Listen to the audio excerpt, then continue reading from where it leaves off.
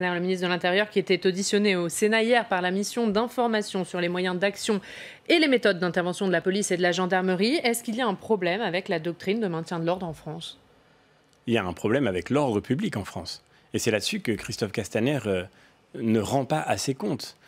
Il y a un problème manifeste avec l'ordre public quand des militants peuvent venir faire une action de militantisme sur les grilles même du ministère de l'Intérieur à 50 mètres de l'Élysée sans être apparemment inquiétés. Donc, il y a un problème de maintien de l'ordre quand, oui, dans la dernière manifestation qui a eu lieu sur l'esplanade des Invalides, un gaz toxique a été utilisé contre les CRS, les policiers, les gendarmes chargés d'assurer le maintien de l'ordre. Et moi, je trouve révoltant, je vous le dis comme je le pense, je trouve révoltant qu'on ne parle de la police aujourd'hui que pour dénoncer des violences policières. Il y a quelques jours, au Mans, 2 CRS ont été violemment pris à partie dans un bar et se sont abstenus de répondre et se sont laissés frapper de peur d'être considérés comme de potentiels coupables. Il y a quelques jours, un policier et son épouse, rentrant de leur service, ont été agressés à Lyon et le policier est actuellement encore hospitalisé.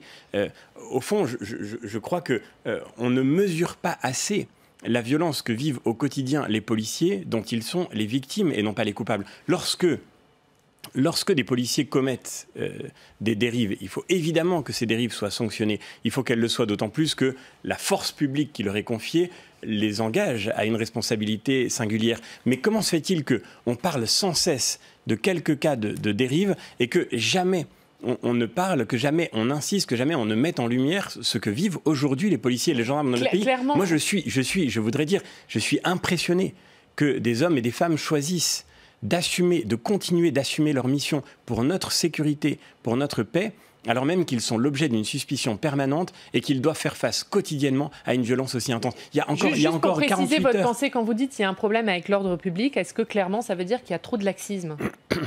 Ça veut dire qu'il est absolument anormal qu'on place les policiers et les gendarmes dans une telle situation de faiblesse, d'abord par effectivement des doctrines d'emploi qui semblent inadaptées. Et on le voit bien quand le ministère de l'Intérieur semble lui-même incapable de maintenir l'ordre aux abords immédiats de l'Élysée, mais aussi par ces discours qui ne cessent de se propager. Il faut prendre conscience de la réalité de l'impact de ces discours. Quand nous passons notre temps sur les plateaux de télévision, de radio, dans les médias, dans le monde politique, quand nous passons notre temps à mettre en doute et en cause des violences policières, en réalité, nous créons chez ceux qui veulent défier la police et la gendarmerie un sentiment d'impunité, un sentiment de toute puissance. Un jeune de 16 ans, il y a, je crois, 48 heures, pris en flagrant délit de rodéo sauvage, sans casque, se jette avec sa moto sur l'agent de police qui venait à pied, de peur de créer un accident, qui venait à pied pour l'arrêter, et le percute au visage avec la roue avant de sa moto. Est-ce qu'aujourd'hui, le vrai problème dans notre pays, c'est les violences policières? Désarmons la police, comme le propose M. Mélenchon, et on va voir à quoi ressemble la violence. Et quand la police est désarmée, quand elle l'est aujourd'hui, non pas seulement matériellement, mais aussi moralement, j'allais dire, alors on voit ce que c'est que la violence.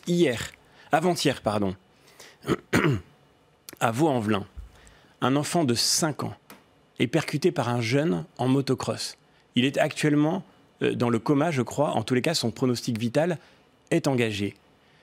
Je me souviens qu'il y a un mois, quand un jeune s'est tué à Argenteuil en percutant un poteau électrique, il y a eu des manifestations à sa mémoire. Il faisait un motocross sans casque.